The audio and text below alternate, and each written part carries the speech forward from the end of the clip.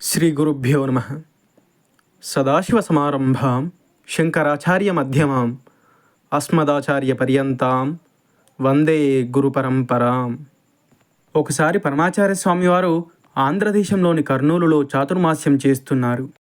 పరమాచార్య స్వామివారిని సాక్షాత్తు ఈశ్వర స్వరూపంగా భావించే శ్రీ జనార్దనానంద సరస్వతి అనబడే సన్యాసి ఒకరు ఈ పుణ్యదినాలలో మహాస్వామివారితో గడపాలని నిశ్చయించుకున్నారు. వారు పాదయాత్రగా విజయవాడ నుండి బయలుదేరి వస్తున్నారని మహాస్వామి వారికి కబురందింది. ఆ విజయవాడ స్వామి పాదయాత్ర మొదలుపెట్టిన 2-3 రోజులకి పరమాచార్య స్వామివారు మఠంలో పనిచేస్తున్న శ్రీ ఏకాంబరం మరియు శ్రీ మెట్టూరు రాజులను ఒక కారులో విజయవాడ వెళ్ళవలసిందిగా ఆదేశించారు. అక్కడకు వెళ్ళి పూజ్యశ్రీ విజయవాడ స్వామివారిని కలిసి వారిని కారులో ఇక్కడికి తీసుకురావలసిందిగా మహాస్వామివారు ఆదేశించారు. అక్కడున్న భక్తులకు ఈ మాటలు విని అందరూ అయోమయంలో పడ్డారు. సన్యాసులు కారులో తిరగడం మహాస్వామివారు ఎన్నటికీ ఒప్పుకోరు. అలా చెయ్యమని ఆదేశించరు కూడా.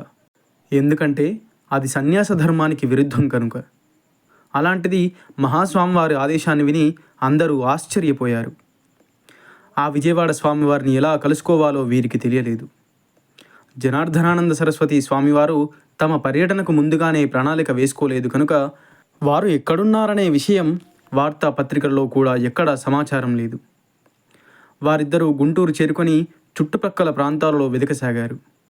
చివరికి ఆ స్వామివారు శివాపురం అనే ఒక చిన్న గ్రామంలో మకాం చేస్తున్నారని తెలుసుకున్నారు.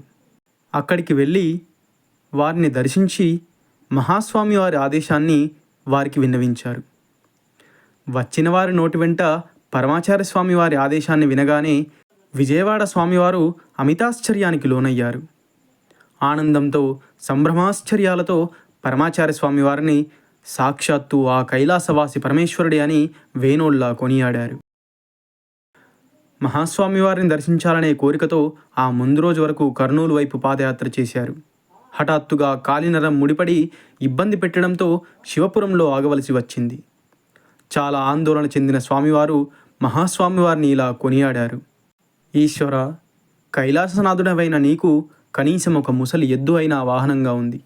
కానీ ఇప్పుడు కంచినాథుడిగా పరమాచార్యులుగా వచ్చిన నీవు ఆ ఎద్దును కూడా వదిలిపెట్టి మొత్తం దేశమంతటా పాదచారి అయి తిరగడానికి నిర్ణయించుకున్నావు అని ఆనందంతో ఆశ్చర్యంతో కొనియాడారు. ఆ విజయవాడ స్వామివారు చికిత్సను తీసుకొని పాదయాత్రగానే కర్నూలుకు వెళ్ళాలని నిర్ణయించుకొని ఉంటే వారు తడుపారు చాతుర్మాస్యానికే చేరేవారు. విజయవాడ స్వామివారి బాధను చూసి మహాస్వామివారే వారికి చేయూతనివ్వదలచి వారిని పిలుచుకొని రావడానికి కారును పంపారు.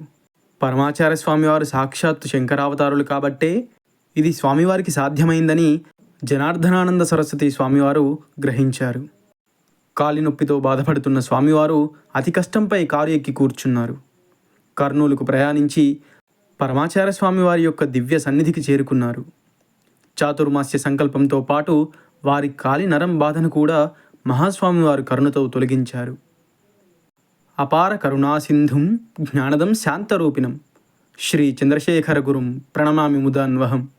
సర్వం శ్రీ గురుదివ్యచరణారవిందార్పణమస్తు. స్వస్తి.